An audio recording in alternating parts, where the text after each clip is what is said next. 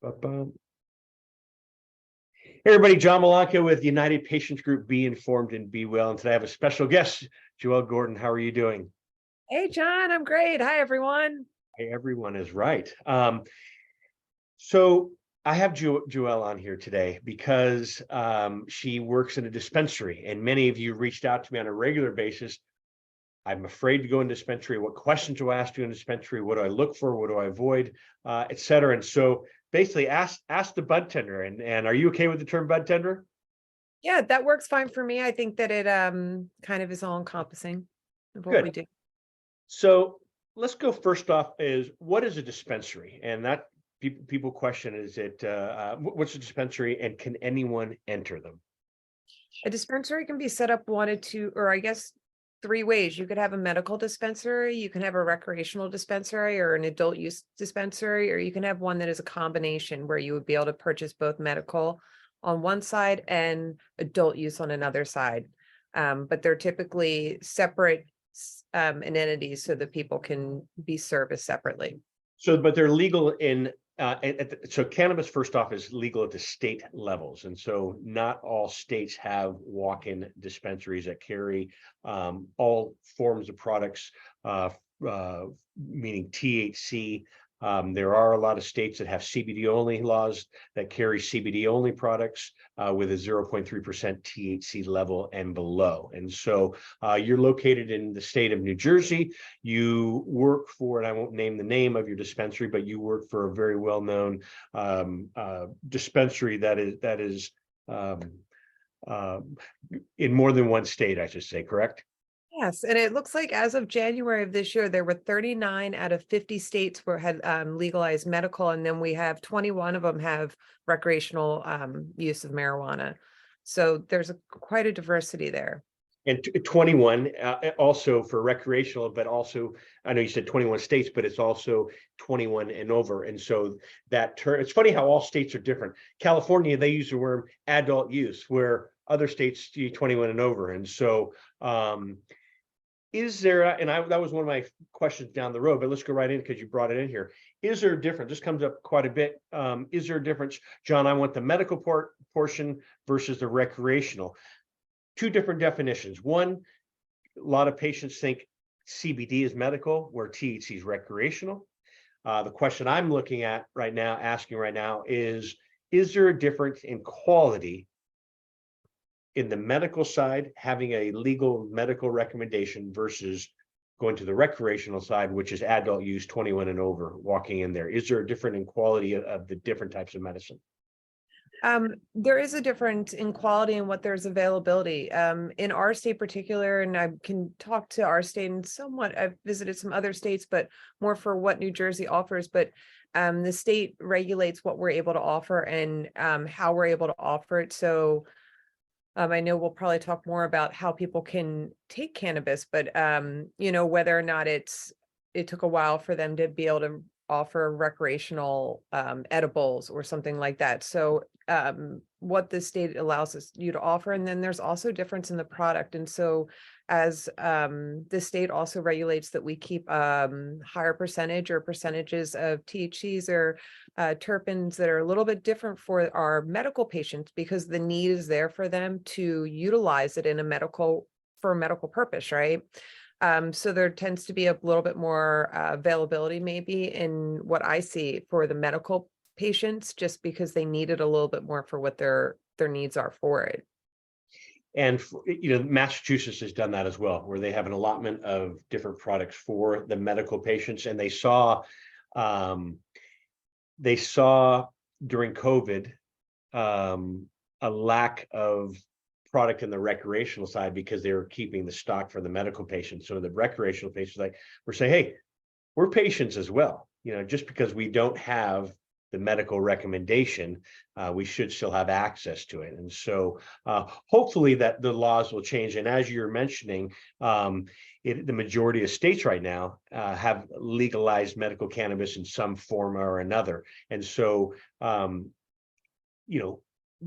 many of my followers, and as well as know how we got into this industry, and it was my father-in-law. If we did not live in a legal state of California, the topic of cannabis would never come up. And so with having legal access to that, it saved this man's life, and he extended his life from 2 weeks to 10 and a half, 11 years. And so, I've seen this plant work, and I've seen this plant, in my opinion, not work, saving lives. We came out of the gate hitting a grand slam. But enough about, let's go back to you in working in a dispensary. What brought you into dispensary? I love plant medicine. I think it's such a great part of understanding what the earth has to offer. A lot of the medicines that we take already are plant derived, and so to utilize cannabis in that way too made such sense. And when it became something that was becoming legalized in the state of New Jersey, it was kind of a fun chance to hop into that and really kind of pursue a little bit differently. I'm a life coach also, so being able to educate people a little bit differently on how cannabis works and to be able to utilize it on a medical level also made a lot of sense for me. So with that, I know you do work with a lot of cancer patients as well. What is the purpose and responsibility of a bud tender? Because you have a stigma with that term bud tender, and a lot of patients come back and say, I went in there and they really knew nothing about my background. Am I diabetic? Am I sensitive to certain cannabinoids? Do I have heart murmurs? Do I have a heart medicine, blood thinners? And so what is the purpose and responsibility of a bud tender? If you could share, please. Yeah, I mean, I think that goes into anything that we do as a human being. Is it's our responsibility to be responsible for our body, and knowing what we're taking and how that's going to interact with other things, so that we can interact with our doctors, so that our doctors can be holding the big picture in hand. As a bud tender, a lot of times, as I think you've experienced too, a lot of times you're in the flow of what's happening. And so I don't always have the time to be like, do you have a heart murmur, or do you have a pacemaker that we could have a conversation about? Because that's really crossing some lines too, and what's appropriate to talk about at a counter in front of a lot of other people. So really asking the questions and being educated, just like you do with your doctor when you go and say like, okay, so this is what I'm struggling with. And I also feel that sometimes this, makes me feel a little bit like it upsets my stomach. You're doing that with edibles. Maybe it's suggesting something else that might work a little bit different, so that you're not feeling that upset stomach. So I think it's just like anyone else, any other place that you go that you talk about your health, it's kind of being educated and having that conversation, and sharing the things that you're really feeling, are your concerns. You mentioned doctor with that, and what I've recommended, and maybe you've seen this come into your dispensary with your patients, is when a doctor meets with a patient. So I generally, we're not, when we were all 20, we did something like, oh, won't do that again, talking about if it's anyway, but when you're working with patients of all ages, and now you're seeing, what is your population coming in there? Are that all ages? Are you seeing more geriatrics? It is amazing to see the demographic of people. I mean, the dispensary I work in does have medical and recreation, and we see all ages ranging, of course, at 21 up. I mean, it's very wide and starting to get accepted, and I'm seeing that stigma go down. And so when a patient does call us, and I back to the portion of, we're not all 20 and try something, oh, won't do that again, note to self. I do recommend patients to go speak with a medical professional, so they can come up with a protocol, especially a doctor who truly knows about the endocannabinoid system, ratios, dosing, et cetera. And then they come in there with a kind of a shopping list of what the doctor or medical professionals recommended. Do you see any of those type of patients that come in there? We do see patients like that that come in with medical patients. They can set up some time to have a consultation too, which is helpful too, to be able to get a little bit of a different hands-on touch point to the products that we actually have in-house.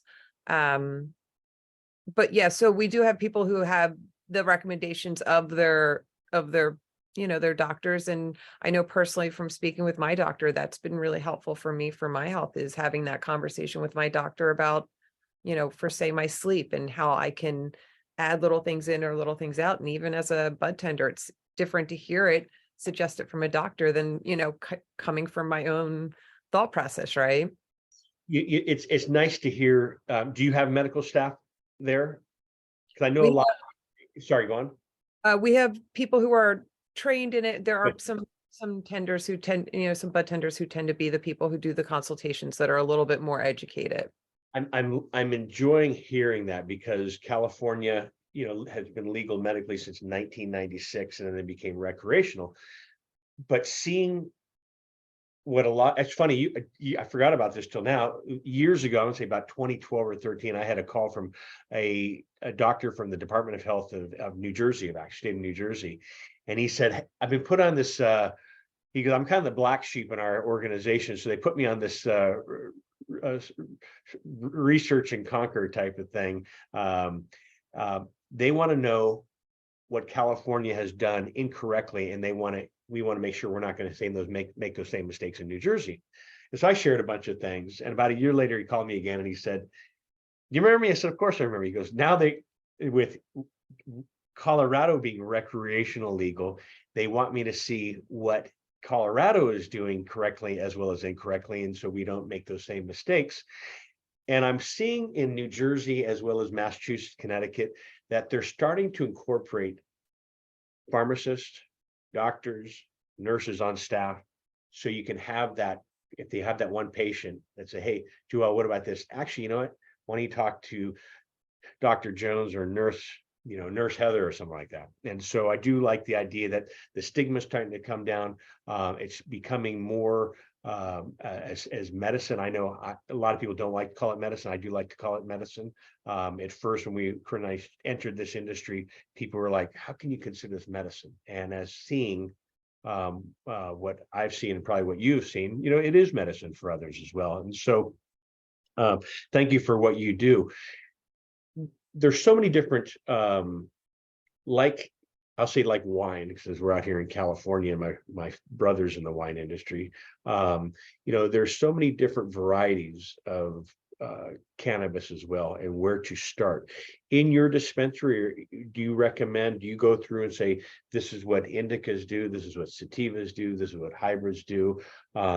What are you looking for? And so can you give me like a little walkthrough of what you can share in your dispensary, as well as others listening, that they can go into their dispensary? Hey, this is what can you give me a walkthrough? Yeah, I mean, typically I ask people, what are you looking for? Like, how do you want to feel? Because that typically they're not maybe sure what they're looking for. Are they looking for the indica? They're like, I don't remember the name.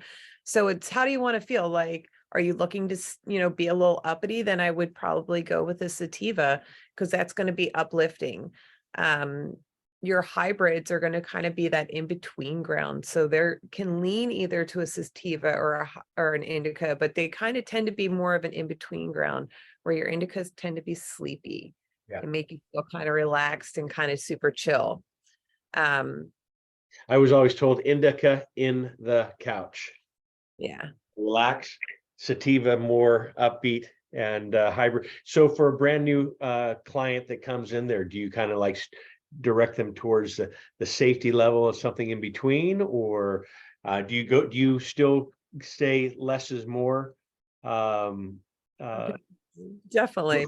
Slow and go type of thing, Yeah. Slow and low and slow and low.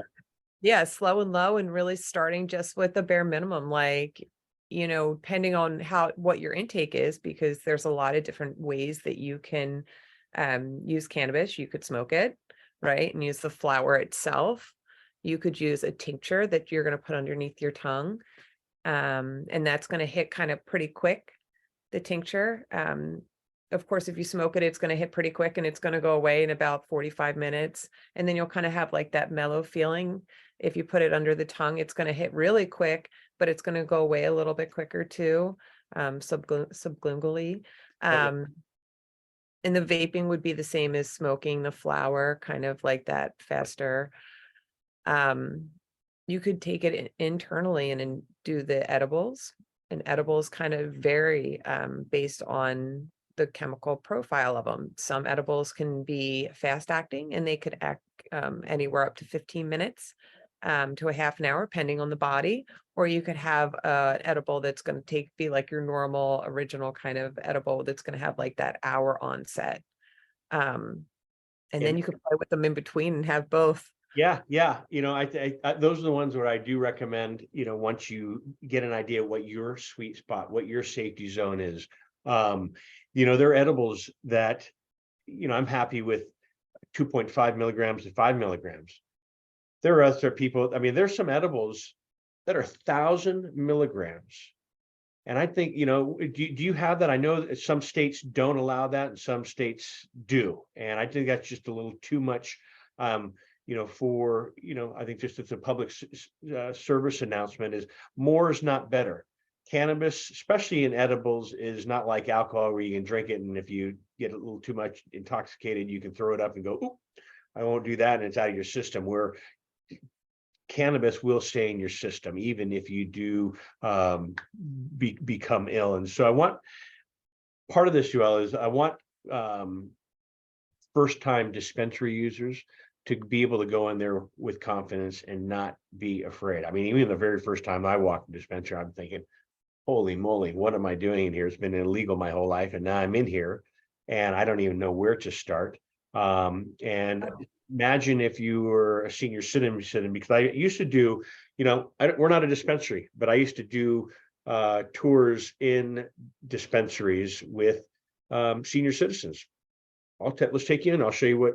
And so having that hand holding for a first time patient really goes a long way. They're able to go in there and understand, learn, shop, and use with confidence, especially if a well-versed bud tender or a medical professional is involved as well. And so can you give us a walkthrough of what you recommend that you do in your dispensary, and you can share with patients as well as other dispensary members that are listening and watching this as well?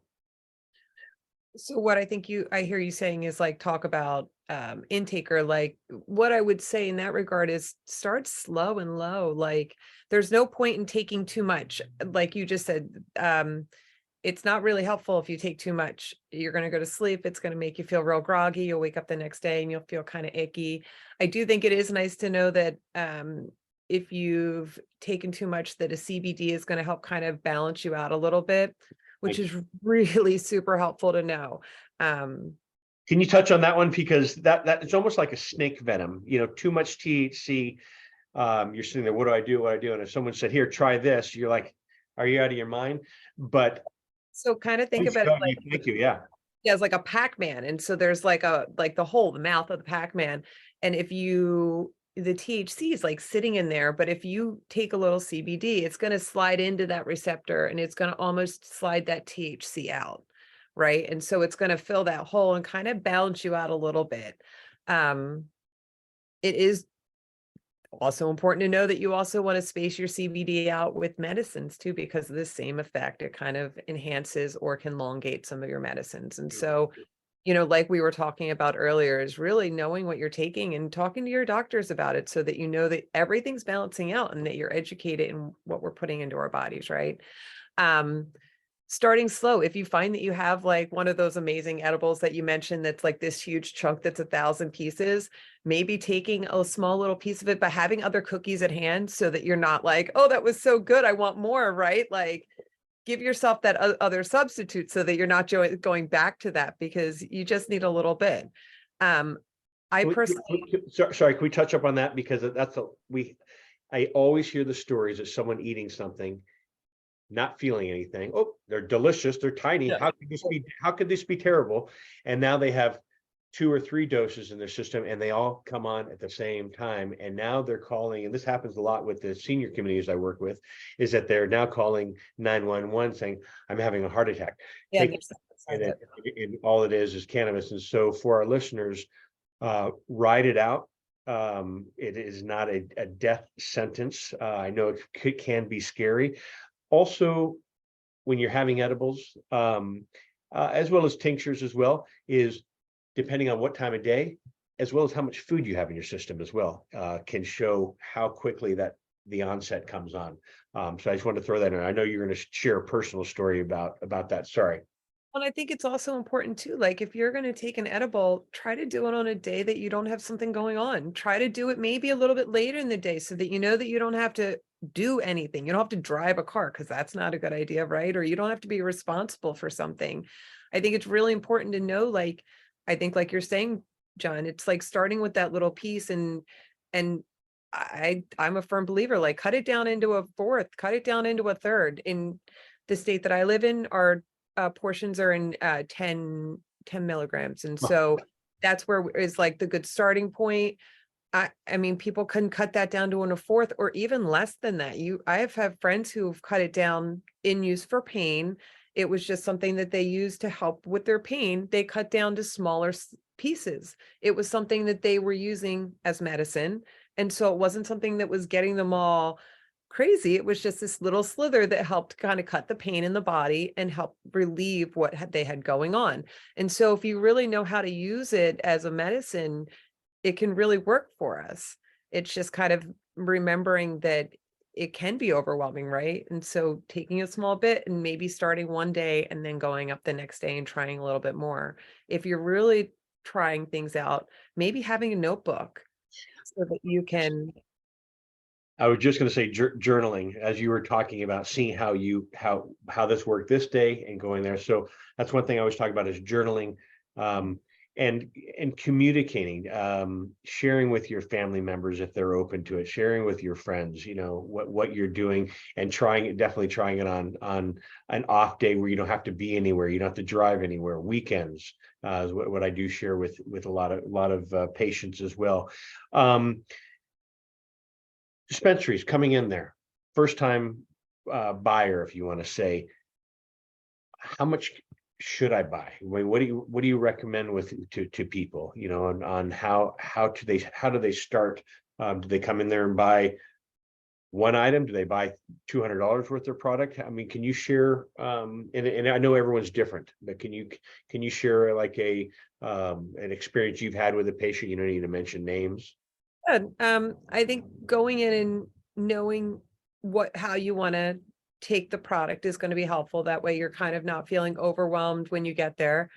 And then just buying a little bit, right? Because if you don't like a product, then you have a lot of a product left. So say you've bought an edible, right? And the edible's all onset in an hour, and you buy all three kinds because you bought the hybrids, the indicas, and the sativas, and you find that the edibles really give you an upset stomach, right? Because it just doesn't agree with you or something like that, or you don't like the hour onset or something like that.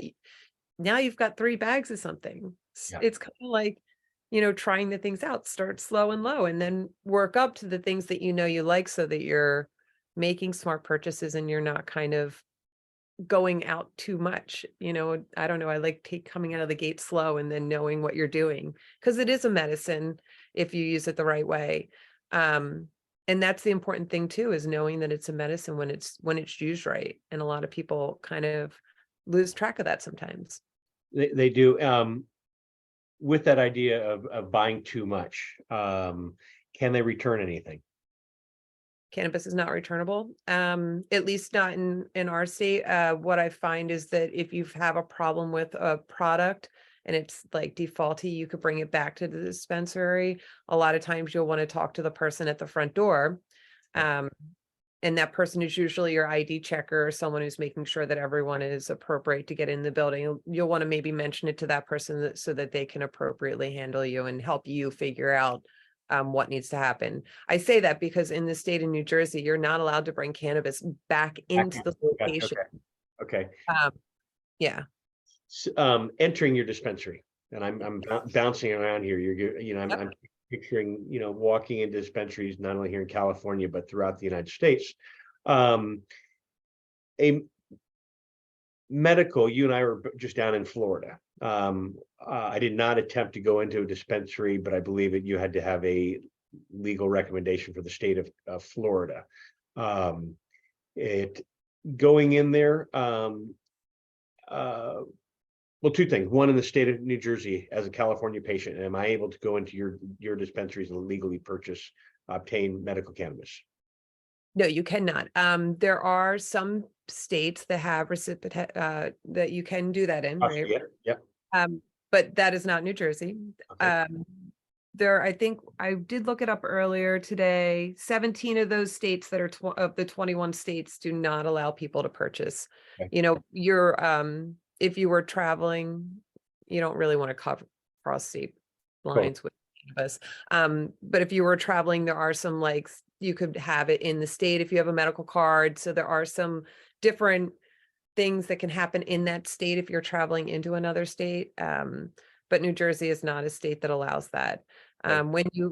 And I want to jump back to that in another minute, but I do want to answer the question about entering the dispensary, because I know that this is something that we talked about earlier that was kind of important. Is so when people come to the dispensary to enter, we do make sure that they always have their ID. They have to be 21 years of age, and they have to have a valid ID. It has to be valid. It can't be expired. Okay. We actually use a card checker at my location, and it will tell me, because I do card check quite often, whether or not it's a valid ID. You can bring your passport with Passport? you. Okay. So that will work also. If you have your medical card in our state, you just kind of show your medical card, and at that point you don't have to show your New Jersey passport or your state ID, because you've already, it's a state ID as it is. So we do not let anyone in unless they're 21. Yeah, There are a couple hours during when we're open just for medical patients, and we won't let in any recreational patients or adult use patients at that time period either. That it's strictly medical hours. So it's the state pretty much regulates pretty firmly the hours that we're able to allow people into our building. how easy is it to get a cannabis recommendation in the state of in New Jersey? Some states are very, very strict. You have to have a waiting period. And the reason I asked that, California, when it was medically legal, there was no rating, there was no downtime, there's no waiting period. Even out-of-state patients could come in here, go to the DMV, get a California ID, and then go to a cannabis doctor and then be able to obtain it. How they brought their medicine back home was up to them, but it happened. It happens. Other states will have a 2-week waiting period, which I think really does a disservice, because if we waited 2 weeks to become a legal patient, in my father-in-law's case, he would have not lasted. And so is there a waiting period to I'm you and I are Yeah. both. I guess I don't think that there's per se a waiting period, but it does take a while for the state of New Jersey to mail out the card. Okay. And without the card, you can't go in and purchase medically. I mean, however, since we are able to work with people both medically and recreationally, we're able to usually help people fine tune what they need with what we have recreationally to offer to be able to help people in our location. But yeah, it does take a little bit of time for the state to actually send the card, and we do need the card to be able to do that. Is there a difference in price between medical versus recreational cannabis? There is a difference in price between the two. There is a little bit variance. The medical seems to be a little bit lower, and then there's also taxation differences in the state of New Jersey. Right now, we just pay the municipality taxes, and so the state has taken away the state taxes on the medical side, and so Which is a big difference, correct? Yeah. Big difference. I mean, the first time we went into a dispensary in Colorado, I walked out of there, I'm like, no, I think you overcharged me. They said, no, that's our tax. And I said, wow. And so cannabis not being covered by insurance can actually put a big burden on patients on their pocketbook. And it's tough. Do with the federal regulations on cannabis, and that's where you'll also see, jumping back and forth. That's also where you see with payment. You cannot pay for cannabis with a credit card. You have to pay for it with cash or a debit card. Some locations can offer like an ATM transaction, so that you can utilize your debit card for that transaction. But a lot of times, you can't use your credit card because it's not federally regulated at this point in the game. Which is important to know too. There are some apps, like there's like CanPay that you could use, that's like a in between your bank and the dispensaries, but you'd have to be sure that that's, something that's accessible for your location. So bring money. Do you have an ATM? I know many have ATMs in their locations. Ours are all of our credit have like little ATM transaction Okay. things at Okay. each register. So that is something that, is pretty easy to cut through. Gotcha. Yeah. Generally, I was going to ask about safety. You were going to say something about entering dispensary, and you said I'll get back to that. If not, no worries. But safety. I share with patients all the time, and as regulations are become stricter to really protect the patient, testing is very important. It's not the responsibility of the patient to test the products; it's the responsibility of the dispensaries who purchase the product from the different companies, the product companies. Can you touch up on that, and what should patients look for, and with an expiration date or a packing date? I'll say, July 1st. Do you think something that was January 1st or July 1st of previous year is still fresh, or do you tell people to look for product that has been around for 3 months, 6 months, 2 weeks? What is your fresh date on that? I mean, I think it's always better to have it a little bit fresher than, something that's not. I think a lot of times when you get your product, though, you might not always have that information right there in front of you until you're at your bud tender. So it might be like an awkward, like, I don't want that anymore. I want being able to have, I guess, touching base and feeling whether that is something that you want to be a hold on or not, right? On the products. It is really important for third party testing. And I think that's what we're talking about. Yeah, if And you could talk about that, please. yeah, all of the cannabis should be third party tested. That's really important because it just makes sure that there's nothing bad in there. There's no metals, there's no chemicals in there that we're looking to get rid of, any pesticides. And so as they grow products, of course, that stuff can enter into a flower. It is a plant. And so just making sure that as they process and move everything through, that they've checked the product through and make sure that it's good for our health if we're going to consume it. Yeah, and again, a lot of patients are immune compromised, so you do have to make sure there are, as you mentioned, no metals, pesticides, fecal matter. It's amazing how when you see that, but molds and even insects. Back in the day, California, there was zero regulation, and you would go into a dispensary and you could smell the product and you would smell mold, or you'd look in there and you would see insects, and that's kind of scary. And I'm liking the way what the East Coast dispensaries have really perfected over California. Over California on safety. I've been out some places out there, and they are so strict that nothing's going to get by, and you guys do not want to jeopardize your license in working for a brand that you do work for, who does cover a lot of bases and works with a lot of patients. They have to really make sure that everything is safety first there. But it's that's nice too that things are seed to seal. So that means that they started with the seed and they track that product all the way till it's presented to you. And so really on the products, when we sell something, if there were 100 of them in a box, I need to know where they track to make sure that they know where each one of those 100 went to. So everything is tracked per product, which is really amazing to think about that on a large scale, in regards to plants and, how it's all being pushed out. But yeah, it's all seed to seal. So they know where it is and, where it's been. Know where it is and where it's been. And that's the part that I was getting at, which we didn't do for the longest time. Now you kind of have an idea, QR codes, where that product was grown. If you have a bad reaction, they're able to do that. My family's in the produce business, and so the same type of thing where they, send out cantaloupes and honeydews all around the United States. And if someone becomes ill, they can stop everything, go right in the box, show where that QR code was, where it was in the field, when it was picked, and the other boxes of where they went as well. And I know cannabis is starting to follow that lead as well, because it is a medicine and people do treat it as a medicine, and it is big business. And again, you want to make sure that you're following all standards and staying on top with what you're doing in your industry. Can you share, and I love these stories, can you share a fun story that pops in your mind, a success story, someone that you really changed their life?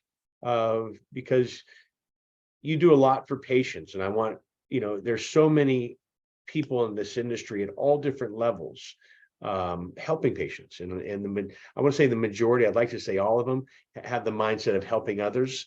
But can you share a fun story that really stood out of a patient that you worked with and changed their life?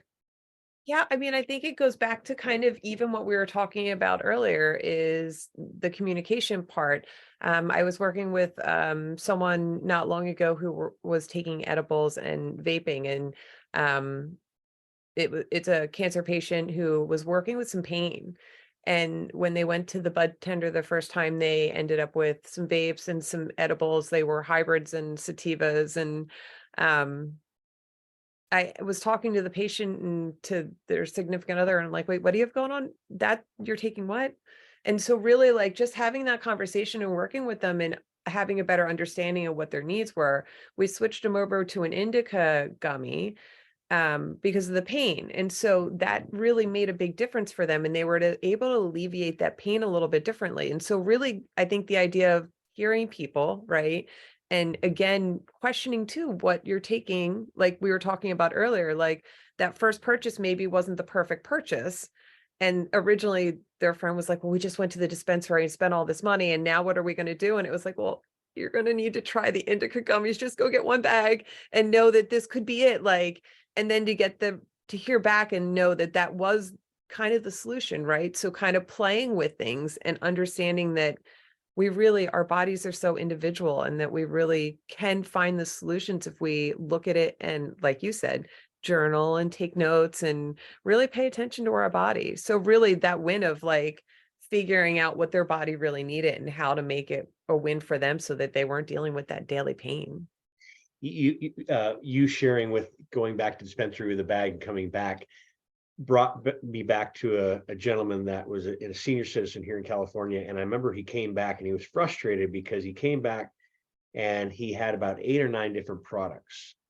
And I said, what do you want to do? He goes, I'm having issues with sleep, anxiety, depression. And they sold him a product for each and everything. And I said, just 8 products sounds like a lot to go through individually, one at a time. I like that's the part that frustrates me, and that I always share is like, speak with someone. You shouldn't oversell a patient, one, and take advantage of a patient. But two, a lot of times, if it's sleep, anxiety, depression, work on the one, the sleep, because it could be a domino effect of, oh my gosh, my anxiety's not there. I mean, we've all had that missed night of sleep or something like that. And next day you wake up and you're like, okay, I'm not awake. I don't have my energy. I better drink some coffee. And now my anxiety is going through because I'm over caffeinated on top of everything as well. And so, as you were saying, Joelle, is less is more. Go low and slow, see what works, journal, see what works best for you and go from there. And working with patients, working with the public, what is the hardest thing about your job? Or about hardest thing about being a bud tender? Yeah, I mean, I think it's that idea of like coming in and being like, I just need the highest THC product there is. And it's so frustrating because that product might, it's hard to work with that client because you want to know what they really want it for. Like you were just saying, like, is it that you don't sleep? Is it that you have anxiety? Or how are you? Because there are other things that you could work with that, like looking at the terpenes or like just playing with the cannabis a little bit different than just being like, I just want to get the highest THC there is so I can get super high. And that's frustrating because I want people to use it so that it helps them, right? And gets them to the place of what they really need it for. And if you're coming in and that's what you're coming for, then you probably are needing it for something else. You're just not really checking into that part of you to be like, oh yeah, I really am kind of super stressed right now. And that's what I'm using it for, you know? So I think that it's like taking that second back and really checking into the people and using it as the sacred plant that it is. You mentioned you've mentioned terpenes a couple times, and so I don't want to scoot over that. I'm a fan of terpenes, so can you share with the audience what terpenes are and how many of them how they all have benefits? I mean, even the cannabinoids. There's so many different cannabinoids. I say there's 140. Some people say 116, 160. Others say 113. So I'll go in the middle there. But they all play a role bringing the body back to balance. CBD, which is everybody's kind of hearing about CBD now. THC, CBN, CBG. I mean, the list goes on, but they all play a role, as well as terpenes. And can you share a little about terpenes? Yeah, terpenes. I mean, so if you think about like limonene, which is the basis of lavender, right, is kind of like that relaxing, calming thing. And so when you look at a lot of the different things that we have in nature, they also have the same compounds in cannabis. And so thinking about things that are going to be uplifting, you're going to have that same compound in the cannabis too. So it's thinking about that kind of how it plays out in the cannabis. Like we can play with different terpenes and play with anti-inflammatories, or I had a Mood, couple. like you said, I mean, linalool, limonene. I always say everyone's very familiar with terpenes, and it's like the term "stop and smell the roses." You know, roses to me remind me of my grandmother. So it doesn't matter if you and I are walking down the street in Florida, or I'm in the middle of a rose garden. I will always stop and smell roses, and it just brings me back to peace and happiness of my grandmother. And so, the same thing. Different dispensaries in different states have different laws. California, I'm able to open the jar and smell. Are you able to do that? So are you no touching in? No touching. No touching. Actually, you're not even allowed to touch the packaging. Oh, really? I'll take Yeah, I'll take that, and then you. In my location, and it's not, I work in a pretty large location, and so we do a lot of online ordering. And so most of the time before people get to me, they have already placed their order online. We do have like iPad or little kiosks. It's kind of like a Touchpad, yeah. you can order, and people are there to talk to you and walk you through. So if you got there and you didn't know what you wanted to order, you like are searching online and not quite sure what you want to order, you can always come in and order. You could place an order and then come in line and come into this location, and you could place another order and add some stuff on, Good. And if you ordered too much, don't worry. I don't think we're going to hold you onto your ankles and like make you take it home. It's okay. We can put stuff back. That's okay. Right. But yeah, so people typically have ordered before they've gotten to our location. And pick up, almost like ordering food and coming in to pick it up there. And so there's a great thing. Question that I was going to say, when just by you sharing that as well, do you offer a delivery service? And can you share with our audience, because not everyone's in New Jersey, what are some tips to what to look for when they're looking for a dispensary? Because there's a lot, pretty much in different states and different cities. They may be on every other corner where others are scattered around. Can you share some of your insight that might help some of our audience of what to look for? Yeah.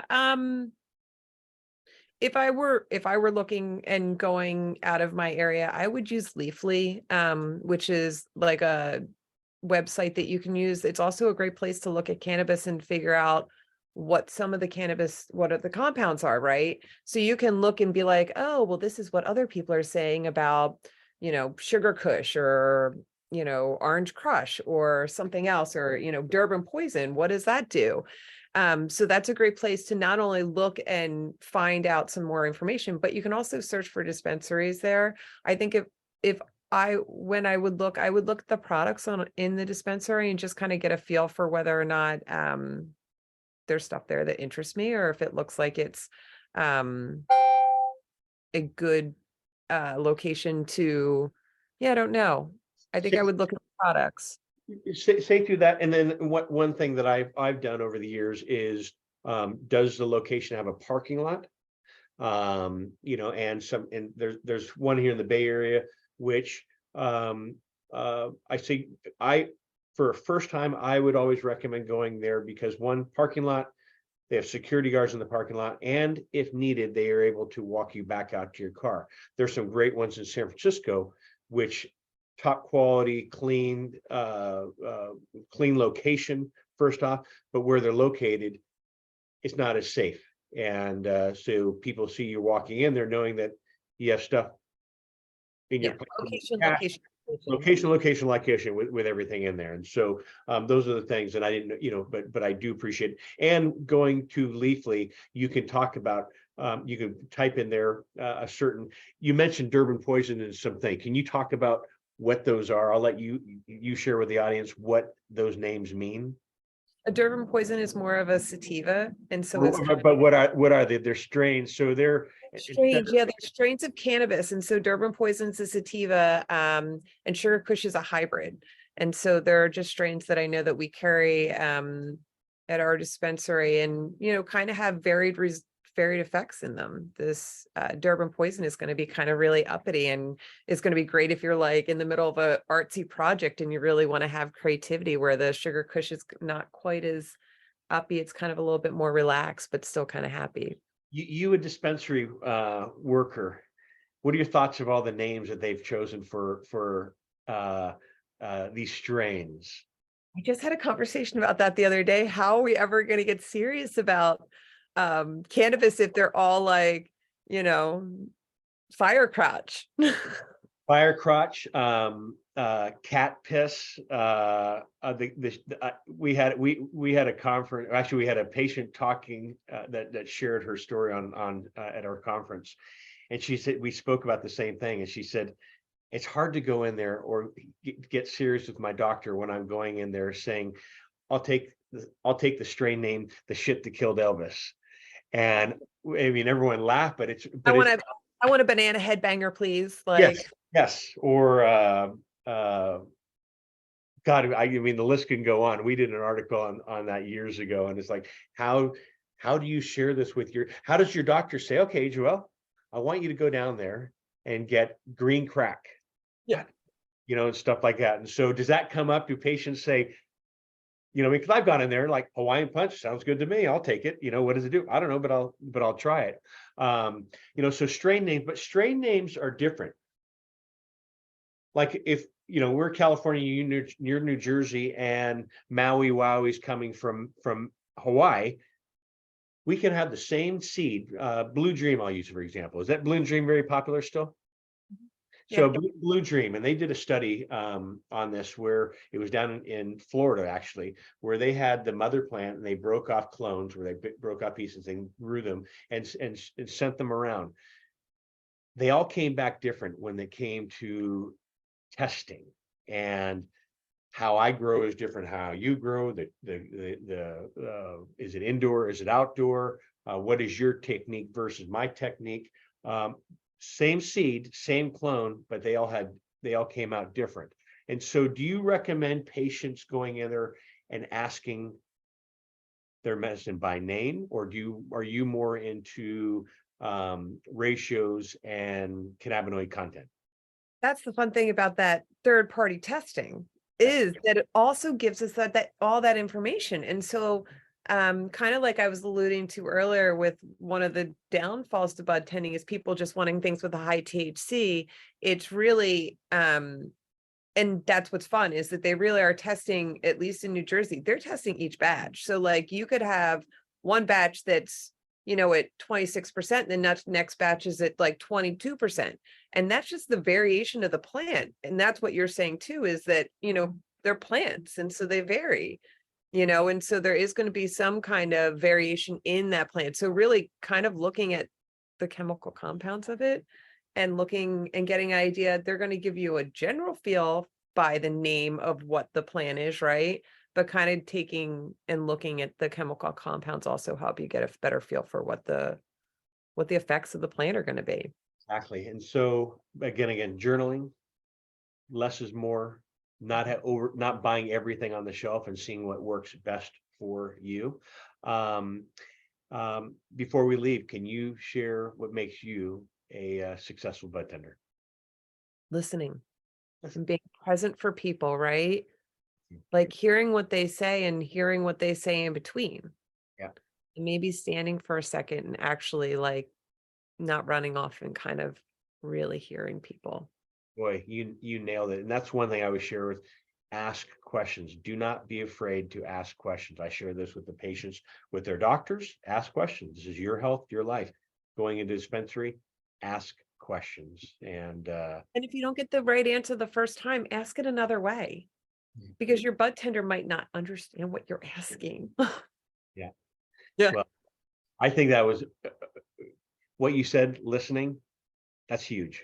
And so I applaud you for that. And so thank you. I appreciate you coming on and love to have you back on. Maybe we can do another program, Ask the Bud Tender, and see what questions come off of our podcast here. We can build from there. But is there any final words you can leave the United Patients Group audience? Well, one, you've got so many great resources just on this website and the content that John has provided in the regards of THC and all that other information, just in the little drop downs. And then also feel empowered. This is your health. So the more we can empower ourselves to understand the medicine that we're taking, right, and how to use this as a medicine, then the better off we can be in helping move this forward. Beautiful. Yeah. Thank you. you, Ross. Thank you so much for being on. Everybody, John Malanka with the United Patient Group. Be informed and be well, and we'll see you soon. Have a blessed day, everyone. Thank you.